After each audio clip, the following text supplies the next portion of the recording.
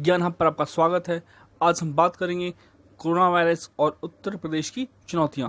हम साथ में देखेंगे कि राज्य सरकार इसके लिए क्या क्या कर रही है और कुछ सुझाव भी देखेंगे। हम इसी में देखेंगे एक जनपद एक योजना तथा अन्य योजनाओं के बारे में भी देखेंगे जो हमें इस संकट से उबारने में मदद कर सकती हैं। तो आइए शुरू करते हैं कोरोना वायरस और उत्तर प्रदेश की चुनौतियाँ।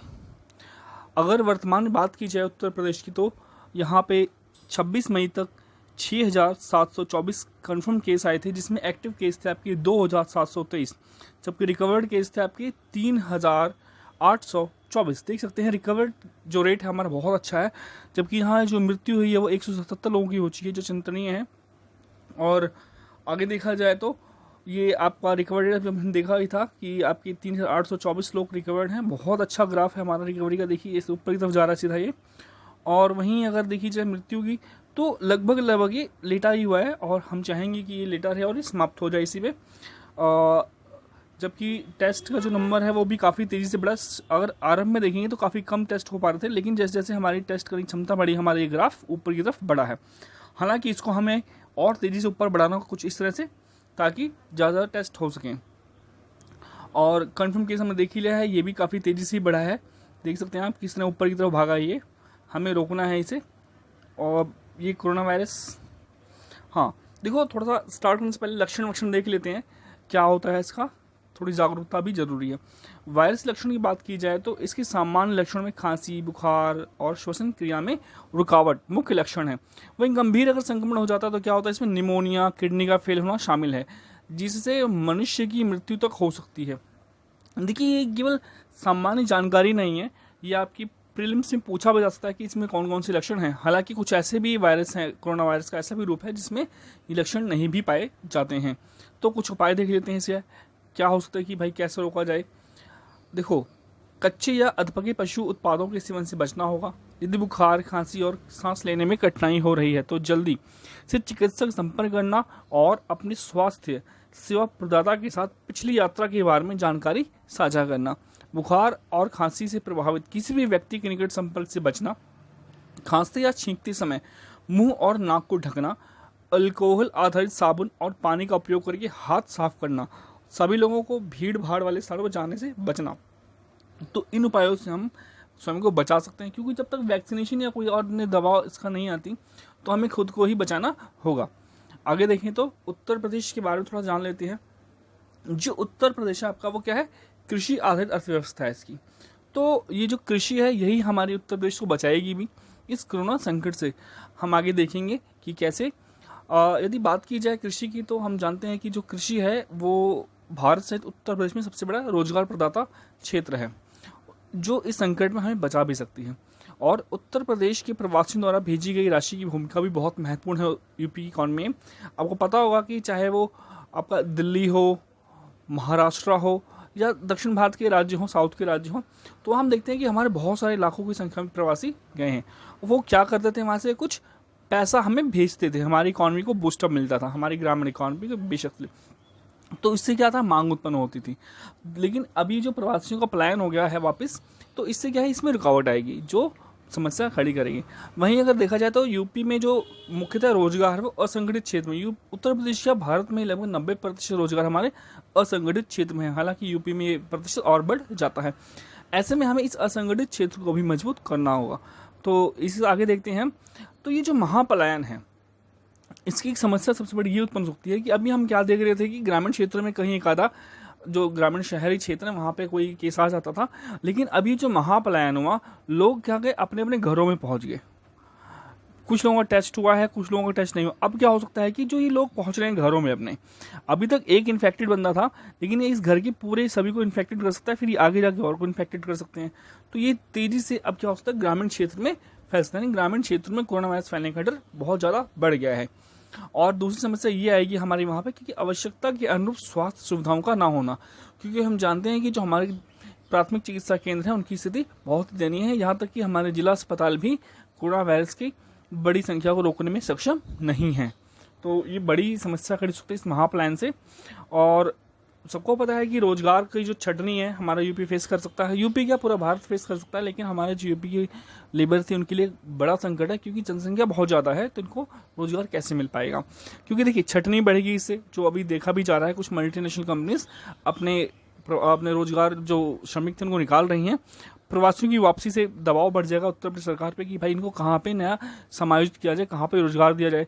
अब उद्योग धंधे बंद होने की मांग खत्म हो चुकी है, या जो लॉकडाउन चला बीच में उसके चलते पूरी हमारी औद्योगिक संरचना चरमरा गई है। और स्वरोजगार पर भी संकट है, क्योंकि जो लोग अपना खुद का रोजगार कर रहे थे, अब उन पर एक संकट ये है, मान लीजिए कोई आपका ठेला ला के खाना खिला रहा था लोगों को या कुछ कर रहा था, अब लोग शंका की दृष्टि देखेंगे भाई बचेंगे इन चीज़ों को खाने से बाहर वाले, तो उसके रोजगार पर भी संकट आ सकता है। तो ये रोजगार का महासंकट उत्पन्न हो सकता है इससे। अब देखो जैसे कि ILO की रिपोर्ट भी थी, इंटरनेशनल लेबर ऑर्गेनाइजेशन की, इसने कहा था कि लगभग 40 करोड़ नौकरियों पर संकट आने की संभावना भारत में है। तो क्या कहा इसने कि असंगठित क्षेत्र में काम करने वाले लोगों पर बड़े सबसे ज़्यादा असर पड़ सकते हैं हमारे, और भारत 90% लोग हैं असंगठित क्षेत्र में काम करते हैं। और यही नहीं, रिपोर्ट के अनुसार देश के 19.5 करोड़ यानी कि 19.5 करोड़ फुल टाइम जॉब वाले जो लोग हैं वो भी बेरोजगार हो सकते हैं, यानी कि इतने रोजगार खत्म हो सकते हैं जो संगठित क्षेत्र में है। तो यानी कि ये जो संकट है असंगठित क्षेत्र के साथ साथ संगठित क्षेत्र पर भी बहुत ही बुरा असर डाल सकता है। आगे देखा जाए तो लॉकडाउन में जीवन व आजीविका का दोनों खतरा है, क्योंकि देखो लोगों की जो नौकरी छूट रही है, लंबे समय की बचत खत्म हो सकती है, किसानों को बीज और उर्वरक की चिंता है, दुकानदारों को माल लाने की चिंता है, कर्ज भुगतान में दिक्कत आ रही है। सारी चिंताएं क्या है, बहुत बड़ी संख्या में बहुत बड़े स्तर पे हैं, जिसे बचना हमारे बहुत मुश्किल है, और उत्तर प्रदेश खास तौर पर। तो कोरोना से यूपी के कुछ उद्योग भी संक्रमित होने से, लखनऊ का चिकनकारी उद्योग है आपका, फिरोजाबाद का कांच उद्योग है आपका, और मुरादाबाद का पीतल उद्योग है, मेरठ का जो आपकी स्पोर्ट इंडस्ट्री है, कन्नौज में इत्र उद्योग है, मुद्रा व्यापार प्रभावित हो रहा है हमारा, कानपुर का चमड़ा उद्योग, हरदोई का हथकरघा उद्योग, आगरा का जूता उद्योग, ये सारे क्या है, यहाँ से बड़ी संख्या में लोग बेरोजगार हो रहे हैं, और हमें इससे बचना होगा, कुछ ना कुछ करके हमें इनको बचाना होगा, नहीं तो बहुत ही ज़्यादा समस्या खड़ी हो सकती है। और आगे देखा जाए तो गरीबी से कोरोना से गरीबी बढ़ सकती है। अब देखिए लोगों का रोजगार चाहेगा तो निश्चित तौर पर इससे गरीबी बढ़ेगी। ये जो रिपोर्ट है यूनाइटेड नेशंस यूनिवर्सिटी की अनुमान लगाया गया है कि देश में लगभग 68 पॉइंट लोग गरीबी में की जनसंख्या में आ सकते हैं, यानी कि 81.2 करोड़ गरीब अभी भारत में हैं, जो कुल आबादी का 60% है। क्योंकि देखिए इनका जो गरीबी आंकलन का डाटा है वो पर डे $1.25 है, अगर इससे कम कोई कमाता है तो इस गरीब माना, इस संदर्भ में है। और जबकि इनका मानना है कि लॉकडाउन के बाद और गरीब जो कोरोना वायरस है इसके चलते 91.5% करोड़ लोग भारत में गरीब हो जाएंगे, जो कुल देश की आबादी का 68% होगा। तो ये बहुत बड़ी समस्या है। और देखिए $3.2 रोजाना से कम कमाने वाला भारतीय गरीब है, विश्व बैंक के मुताबिक है ये, जबकि इससे पहले क्या था $1.25 करोड़। अब गरीबी का अभिशाप बढ़ेगा, बेरोजगारी, निम्न मजदूरी, शोषण में वृद्धि होगी, असामाजिक घटनाएं बढ़ी, चोरी बढ़ सकती है, छीना झपटी बढ़ सकती है, जब रोजगार नहीं रहता है समस्याएं बढ़ती ही हैं। और आगे देखें तो कृषि क्षेत्र पर दबाव बढ़ेगा, क्योंकि देखिए जो लोग प्लान करके वापस आ रहे हैं वो कृषि में जाके समायोजित होने की कोशिश करेंगे, परंतु ये जो खेत का आकार है तो आपका इतना ही है। पहले यहाँ अगर 2 लोग काम करते थे, अब 4 लोग काम करेंगे, तो क्या हो जाएगा, उत्पादन तो बढ़ नहीं पाएगा इससे, क्योंकि हमारे यहाँ आवश्यकता ही नहीं थी अधिक श्रम के, 2 लोग ही इतना उत्पादन कर ले रहे थे। इससे क्या होगा, जो कृषि में सीमांत उत्पादकता है यानी कि वो कम हो जाएगी हमारी, और प्रचंड बेरोजगारी बढ़ेगी, यानी कि कृषि उत्पादों का उचित मूल्य भी नहीं मिल पा रहा। हमें एक और समस्या देखिए कि हमारी जो आपूर्ति श्रृंखला है वो बाधित हुई है, तो कृषि पर भी बहुत बड़ा दबाव पड़ेगा हमारी। आगे देखते हैं तो मानसिक तनाव में वृद्धि हो सकती है। देखिए अभी क्या हमने देखा, मानसिक तनाव मतलब ये कि आप लोग घबराहट बढ़ सकती है। देखिए सोशल डिस्टेंसिंग क्या है, लोगों में बहुत ज़्यादा दूरियां बढ़ गई, लोग मिलने से कतरा रहे हैं, एक घर में बंद हैं, तो इससे क्या है उनके अंदर भय और आशंका भी उत्पन्न हो रही है, उनका भविष्य भी अनिश्चित है, क्योंकि अब रोजगार चला गया तो कब मिलेगा, कैसे मिलेगा। और जो लोग दिल्ली या बड़े बड़े शहरों से अपने घरों को पलायन कर रहे हैं वो भी बहुत ही ज़्यादा उनके लिए मानसिक तनाव की स्थिति उत्पन्न कर रहा है। तो ऐसी स्थिति में क्या है कि मानसिक तनाव में वृद्धि हो सकती है, इससे निपटना भी प्रदेश सरकार के साथ और देश की सरकार के लिए चुनौतीपूर्ण कार्य होगा। यही नहीं, मेंटल हेल्थ हम देख ही लिया है क्या समस्या होती है, अलगाववाद है।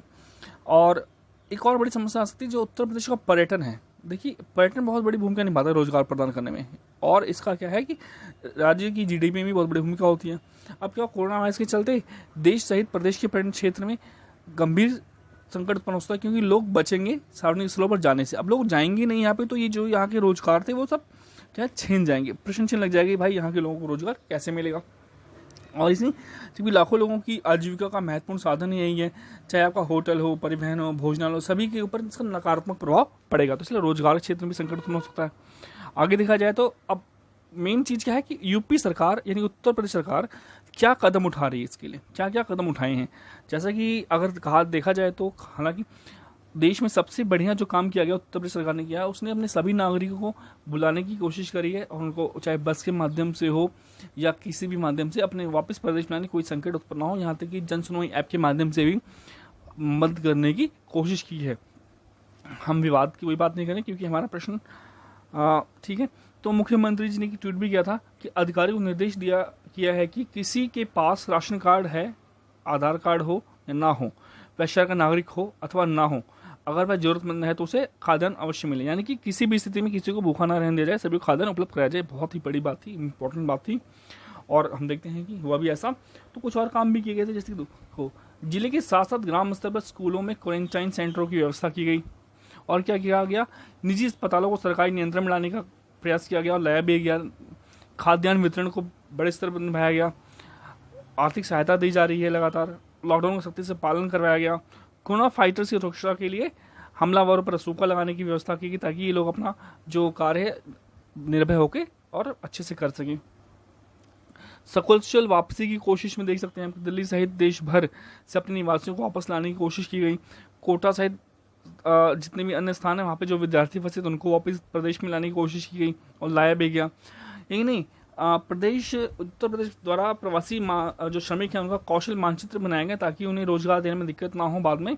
उत्तर प्रदेश सरकार द्वारा, देखिए ये पीटी का भी क्वेश्चन बन सकता है, आप ध्यान रखना डेट इसकी द्वारा 25 मई 2020 को लॉकडाउन के दौरान राज्य में लौटने वाले प्रवासी श्रमिकों के लिए कौशल मानचित्र जारी किया गया। कब जारी किया गया था? 25 मई 2020 को। कौशल आधारित मानचित्र का उपयोग करके सरकार इन श्रमिकों को इनके कौशल और अनुभव के अनुसार राज्य में रोजगार प्रदान करेगी तथा इसके लिए एक प्रवासी आयोग गठन किया जाएगा। ये भी इंपॉर्टेंट है, प्रवासी आयोग गठन की बात किसने की? तो यूपी ने करी है। और श्रमिक कौशल मानचित्र किसने? तो यूपी ने किया। कब जारी किया गया? 25 मई 2020 की। सारी डेटें और चीज़ याद रखना, नोट कर लेना। एक और योजना जो हम देखें बहुत महत्वपूर्ण है, वो क्या है? श्रमिक भरण पोषण योजना। जरूरी से है, इसमें कुछ फैक्ट पूछ भी सकते हैं आपसे, मेंस में भी और प्रीलिम्स में भी। इस योजना के तहत ग्रामीण और शहरी क्षेत्रों में रहने वाले 20 लाख से अधिक दिहाड़ी मजदूरों और ठेला खोमचे लगाने वाले लोगों को बंद के दौरान हर माह 1000 रुपये देने की व्यवस्था की गई। कितनी? 1000 रुपये। याद रखना, 1000 रुपये, ठीक। और अंत्योदय कार्ड धारक, निराश्रित, वृद्धावस्था पेंशन पाने वाले, दिव्यांगजन, पेंशन भोगी, निर्माण श्रमिक और प्रतिदिन कमाने वाले श्रमिकों को सरकार निःशुल्क राशन उपलब्ध करा रही है। इसके तहत 20 किलो गेहूं और 15 किलो चावल की व्यवस्था की गई है। बहुत महत्वपूर्ण। हालांकि अब उसमें चना भी ऐड कर दिया गया है, मसाला, तेल और भी चीज़ें दी जा रही हैं।